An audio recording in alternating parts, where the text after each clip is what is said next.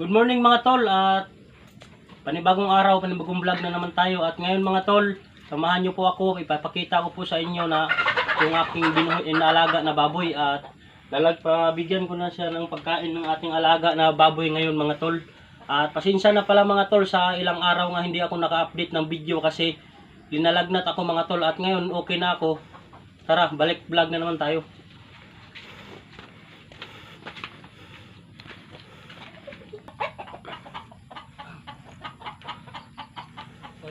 Yan mga tol, samahan nyo po ako. Pupunta na po ako sa aking mga alagang baboy.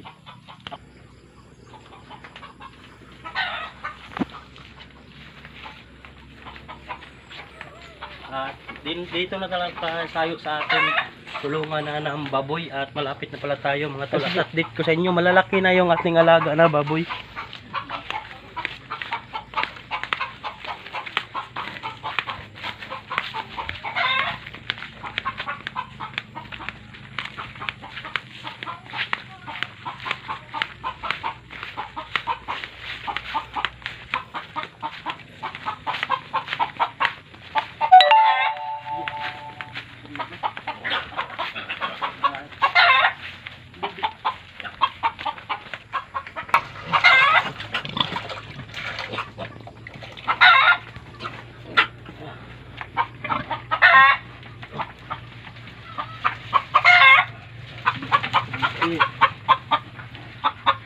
Likik.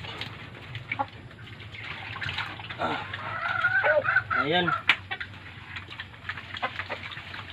Ito na pala yung inalagaan natin na baboy mga katol. At yung biik na pinapakita ko sa inyo yung unang vlog ko na maliliit pa lang. At ngayon mga tol, malalaki na yung ating biik. Yan o. Ay, ito yung inahin natin, malaki na rin. Kuhan to, yung inahin, 20 pieces.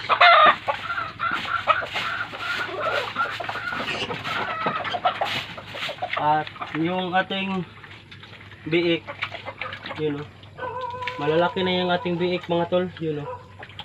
At kumakain na rin sila ng kangkong, yun o. At ito pala mga tol, ito, paano pala to siya, yun o, babae ito siya, babae. At pakita mo mga tol yung ating biik, 5 babae tsaka 5 lalaki, yun o.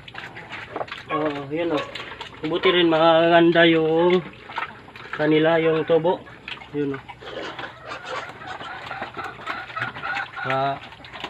Thank you Lord, at lumalaki sila ng maayos, napapalaki ko. At yung pinapakita ko sa inyo na nakaraang vlog ko na pinapadidi ko yung baboy, hindi na bubuhay mga tol, namatay kasi hindi kakayanin talaga ng didi lang kasi umabot na ng isang araw yun. At linibing ko na lang. At kung nabuhay pa sana yun, ganito na sana kalaki yung ating alaga na baboy pag nabubuhay pa. Tol, pakisuyo nga dyan. At ito pala pinapakain ko mga tol sa aking baboy. Ito yung nagpo-protein ko ng gatas. At yung laman niya, ayan o, page yan tol. At sinasamahan ko rin siya ng kangkong para yung baboy permanenteng healthy, malakas palagi yung ating inahin na baboy.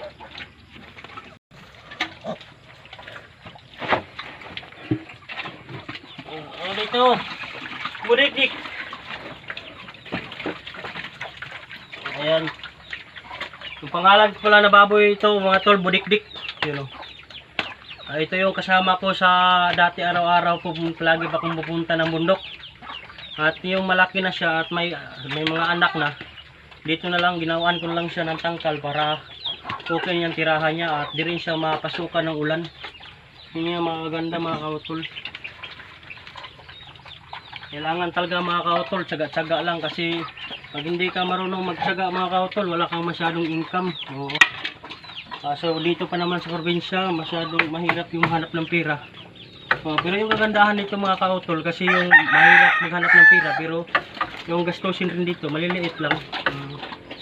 Tama-tama rin mga katol.